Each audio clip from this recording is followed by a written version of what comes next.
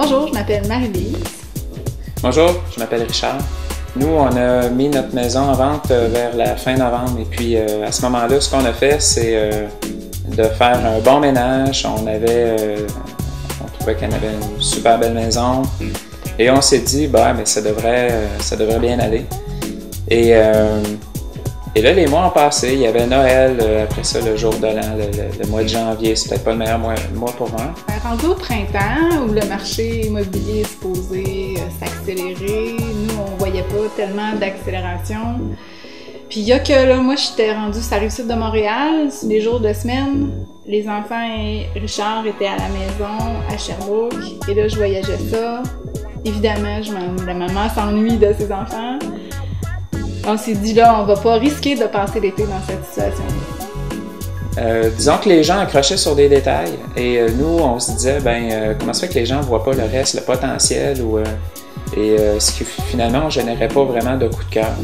Il était très critique sur des choses qui nous apparaissaient très peu importantes. Ouais, et donc c'est à partir de ce moment-là où on a eu quelques visites, où certains commentaires sont revenus et on s'est dit, on n'aura pas ces commentaires-là à chaque fois, fait qu'on va régler ça. On ne veut plus avoir ces commentaires-là. Ouais. Je vais dire qu'il y avait un grand sentiment d'impuissance parce que la seule chose qu'on avait à faire, c'était tenir la maison propre puis d'attendre qu'il y ait des visiteurs. Donc là, on aurait aimé ça faire quelque chose. Quand Linda est venue nous rencontrer, elle a fait le tour de la maison, comme elle avait vu les photos, elle avait déjà une bonne idée. Sur place, elle a fini de faire son plan. C'était rapide, on a choisi les pièces qui avaient besoin d'un petit oomph. Elle a vite vu qu'est-ce qui marchait pas, ouais. Puis où il fallait cibler les efforts.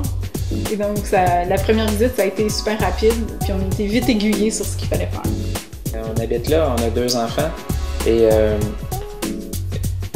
et au départ, moi, j'avais une petite crainte, c'était que on hérite d'une décoration qui nous ressemble pas du tout, et aussi qu'il soit pas fonctionnel avec 2 enfants qui vont courir partout à travers tout ça. Et moi, ce que j'ai apprécié particulièrement, c'est que la décoration, ou du moins ce qu'on avait fait, c'était très beau. Et je dois dire, certains éléments, on se disait qu'on aurait dû faire ça avant, parce qu'on aimait ça comme ça. Et puis il y avait des pièces qui étaient plus chaleureuses, qui étaient aussi au départ. Et puis on a compris pourquoi. Donc ça, c'est des trucs qu'on amène avec nous. C'était une belle déco au goût du jour.